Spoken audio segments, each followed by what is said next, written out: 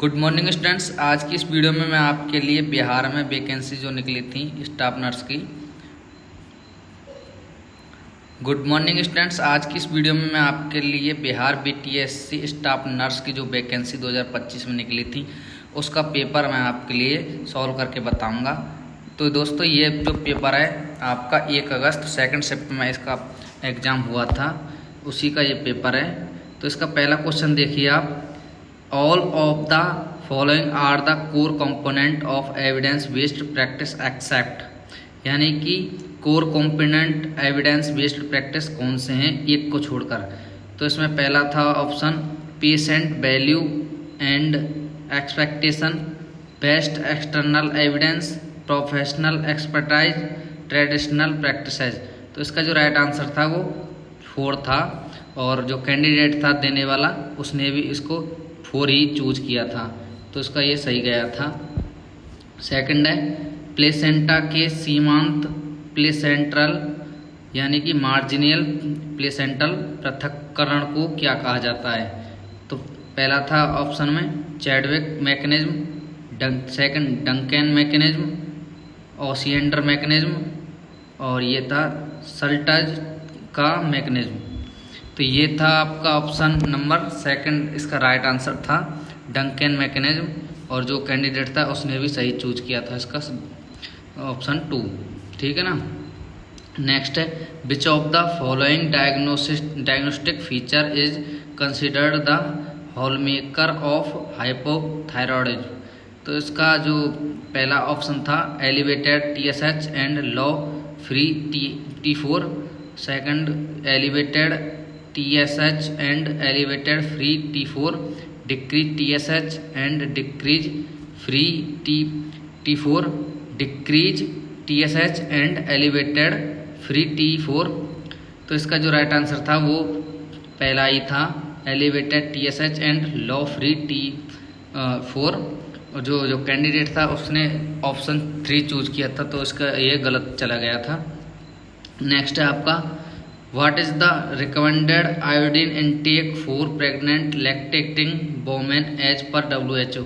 तो इसका जो राइट आंसर था वो 250 mcg था पर डे, और जो कैंडिडेट था उसने इसको अटैम्प्ट नहीं किया था। और ऑप्शन जो दूसरे तीसरे चौथे हैं वो इस प्रकार से हैं 90 mcg per day, 120 mcg per day, 150 mcg per day. तो लेकिन इसका जो राइट आंसर है वो 250 mcg पर डे है, जो नॉर्मल रिक्वायरमेंट आयोडीन की होती है लैक्टेटिंग वोमेन के अंतर्गत, वो 250 mcg होती है।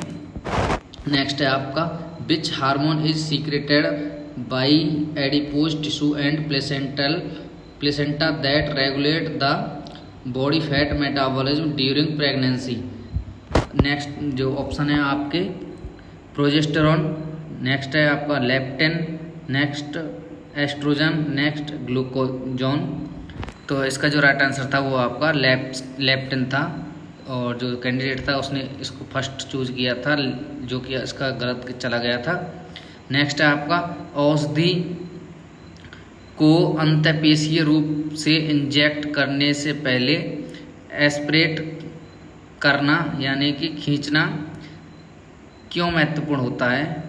तो इसका जो ऑप्शन है इंजेक्शन को कम दर्दनाक बनाना और तंत्र का क्षति को रोकना, यह सुनिश्चित करना कि सुई पेशी के अंतर्वहित हो न कि रक्त वाहिका में, औषधि के अवशोषण में तेजी लाना और औषधि के रिसाव को रोकना, इंजेक्शन लगाने से पहले के दौरान संक्रमण को रोकना। तो इसका जो राइट आंसर था वो सेकंड था, यह सुनिश्चित करना कि सुई पेशी के ही अंतर्गत होना ना कि रक्त वाहिका के अंतर्गत। यानी कि आप जब भी IM इंजेक्शन लगाते हैं उसमें जो एयर एस्पिरेट करते हैं ना हम इंजेक्शन के अंतर्गत, तो उसमें ये देखा जाता है कि जो इंजेक्शन की ड्रग्स है वो कहीं मांसपेशी के अलावा रक्त वाहिका में तो नहीं लग रही है, तो इस वजह से इसको एस्पिरेट किया जाता है। नेक्स्ट है आपका which of the following reflexes is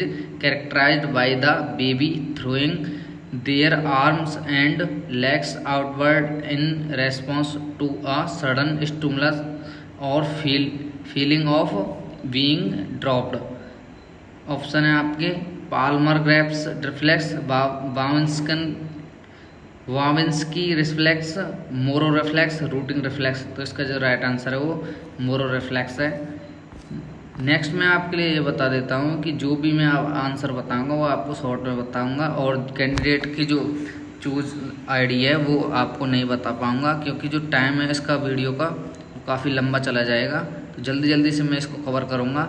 आप इस प्रकार से साइड में आप कैंडिडेट का चूज जो ऑप्शन है उसको देख सकते हो, लेकिन मैं आपके लिए राइट आंसर बताता चला जाऊँगा, ठीक है ना। नेक्स्ट है आपका 8 नंबर का क्वेश्चन। रक्तदाब को मैनुअल रूप से मापते समय स्टेथोस्कोप को बाहु धमनी के ऊपर रखने का आदर्श तरीका क्या है?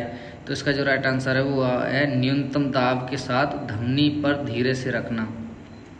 जब भी हम ब्लड प्रेशर को वो करते हैं, कैलकुलेट करते हैं, तो उसमें जो स्टेथोस्कोप का यूज करते हैं धमनी पर, तो न्यूनतम दाब के साथ करते हैं और धमनी को धीरे से रखते हैं, ठीक है ना। नेक्स्ट है आपका विच सिम्टम इज इंडिकेट एनाफाइलैक्सिस। तो ये आपका स्टेरॉइड ऑफ वीजिंग। जो ऑप्शन फर्स्ट है रेडनेस इन eyes, localise itching, second option, third option है स्टेरॉइड ऑफ वीजिंग, और लास्ट जो ऑप्शन है 4th नंबर का वो है आपका हेडेच। तो इसका जो राइट आंसर है वो 3 ऑप्शन है। नेक्स्ट है आपका निम्नलिखित में से कौन सा विटामिन खाना पकाने के दौरान ऊष्मा से नष्ट होने के लिए सर्वाधिक संवेदनशील है? तो ये आपका है विटामिन सी, ठीक है ना। लेकिन जो कैंडिडेट है उसने फर्स्ट चूज किया था, तो ओके उसका गलत हो गया। नेक्स्ट है आपका जल उपचार में क्लोरिनेशन का जो प्राथमिक उद्देश्य वो क्या होता है? रोगजनकों को मारना और जल को शुद्ध करना, ये तो सबको पता है। नेक्स्ट है आपका निम्नलिखित में से कौन सा नर्सिंग सिद्धांत मध्य श्रेणी सिद्धांत मिड रेंज थ्योरी के रूप में वर्गीकृत है? तो ये आपका कैथरीन कोलकावा का सुख सिद्धांत, कैथरीन कोलकावाज कंफर्ट थ्योरी को नाम से इसको जाना जाता है। जो फर्स्ट ऑप्शन है वो ये आपका सही है। नेक्स्ट है आपका what is the term used for blood in the urine that is visible to the naked eyes?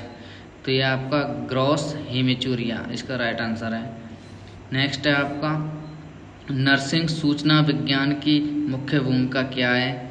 तो इसका जो मुख्य भूमिका है वो साक्ष्य आधारित प्रैक्टिसेस और गुणवत्ता सुधार का समर्थन करना।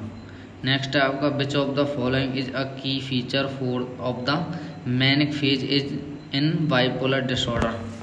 तो मैनिया के जो है सिम्टम इसमें पूछे गए हैं। तो ये तो सेकंड नंबर पर आपके दिए गए हैं, elevated mood, increase energy and racing thoughts, ये आपके मैनिया के सिम्टम्स हो गए। तो इसका राइट आंसर सेकंड नंबर का जो ऑप्शन है वो हो गया। नेक्स्ट है आपका रोग संचरण के निम्नलिखित माध्यमों में से किस माध्यम का एक उदाहरण मलेरिया है? तो ये आपका वेक्टर-बोर्न, जो मलेरिया डिजीज है वो वेक्टर-बोर्न डिजीज है, ये तो सबको पता है। जो 4th नंबर का जो ऑप्शन है वो राइट आंसर है। नेक्स्ट है आपका what is the earlier sign of dehydration? तो ये तो सबको पता है थ्रस्ट, लेकिन कैंडिडेट ने इसको भी गलत कर दिया, एलिगोरिया नहीं है, इसका जो आंसर है वो थ्रस्ट है। नेक्स्ट है आपका which of the following bone is also known as the tailbone form by the fusion of 4 vertebrae bone located at the base of the spine? तो ये तो सबको पता है, कोकिक्स होता है, इसको टेलबोन के नाम से जानी जाती है, coccyx. What is the OCD in the context of mental illness? तो ओसीडी की आपको फुल फॉर्म पूछी गई है, तो इसका तो सबको पता है, ऑब्सेसिव कंपल्सिव डिसऑर्डर होता है इसका। नेक्स्ट है आपका which of the following is useful in monitoring of the occurrence of new cases in a given population over a period of time? तो ये होता है आपका इंसिडेंट रेट। जो कैंडिडेट है उसने भी सही सेलेक्ट किया था, उसका सही गया है इसका। नेक्स्ट है आपका निम्नलिखित में से कौन सा विशिष्ट मनोविज्ञप्ति रोधी औषधियों से संबंधित पिरामिडेतर लक्षणों में नहीं आता है? एक्स्ट्रा पैरामाइडल सिम्टम्स के रूप में कौन सा नहीं आता है? तो फर्स्ट ऑप्शन है आपका डिस्काइनेसिया, नेक्स्ट है इरेक्टाइल डिस्फंक्शन, नेक्स्ट है एथीसिया, इकाथीसिया, नेक्स्ट है आपका डिस्टोसिया, तो इसका जो राइट आंसर है